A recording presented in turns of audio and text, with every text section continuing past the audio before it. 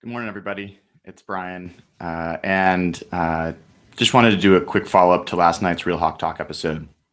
We talked about a bunch of things, and among them was the national anthem and some of the protests that have gone on and reactions to that. And I want to apologize for what I think was, some emphasis in the wrong areas in my comments. I believe in what I said, but I also really have appreciated what I've heard from a number of you, that criticizing or even focusing on the substance of the type of protest as opposed to the substance of what it's about isn't really helping.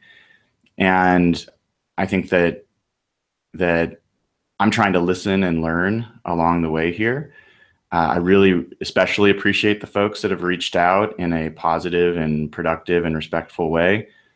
There's a lot of shaming that tends to go on in general, especially right now, and it's much easier to be patronizing and belittling to other people's points of view than it is to try to listen and build and make something productive and build a bridge with that person and a connection that can turn into something more meaningful. So I just want to be clear that I hear you. I especially I understand and the examples that have been given about what happened in the 60s and Martin Luther King's criticism of the white moderate and not being willing to, they're at discomfort with the types of protests were not helpful. And I'm cognizant of that. I think those are really fair points. And really, the shame of it is, my underlying message, what I'm trying to get to is that I think the fact that the protest has been perceived by many to be about the flag, whether or not that's the intent, is distracting from the real issue that I don't think we're making as much progress on as we should.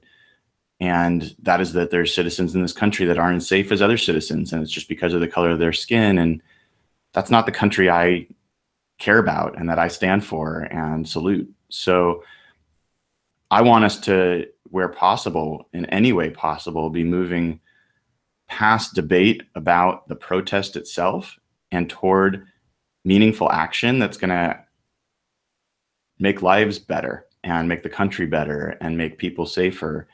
And I do believe that as open-minded as I am and trying to be, Nate Boyer on CNN last night was another great example, I think, of somebody who, he fought for this country. He's seen friends die for this country. He is really uncomfortable with this form of protest, but he's listening and sympathetic and empathizing with the issue and trying to help. I think there's many more Americans that are going to have a hard time if their choice is either support making the world, the country safer for these citizens, or, either support that, or I'm messing this up. In order to support that point of view, in order to support the desire for Blacks to be safe in this country, they also have to support a concept of kneeling during the national anthem or sitting during the national anthem. And I think for a lot of folks, that's going to be a hard pill to swallow. And that's what I'm looking at this strategically and just trying to figure out, how do we build the unity and the coalition that is needed to make real meaningful progress? And if it's just people on one side saying, the protest is right and we should keep doing it and that's the way it should be, and people on the other side saying, no, the protest is wrong and I'm not going to listen, then it just feels like we're not making as much progress toward a unified front toward what the real problem is. The real problem is not how people are protesting or not protesting. The real problem is what's happening to these citizens. So I'm going to, from this point forward, I'm not going to criticize or, denigrate in any way the way people are choosing to protest. I understand the need to bring attention to this issue. But I am reaching out, to players on the team, to members in the community, about how to, how a middle-aged white guy can help. And some of you said, try being a minority. Well, I am a minority.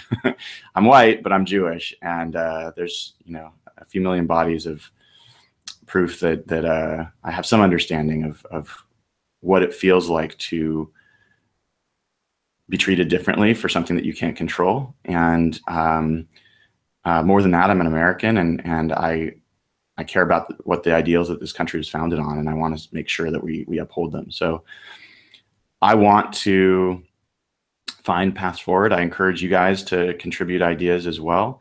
And I think that there might be something coming this weekend worth paying attention to, and I'll be listening. But that's enough. Just wanted to say thank you for engaging in the conversation, for caring enough to talk, and appreciate all of your, appreciate all of you. I'll leave it at that. So thanks.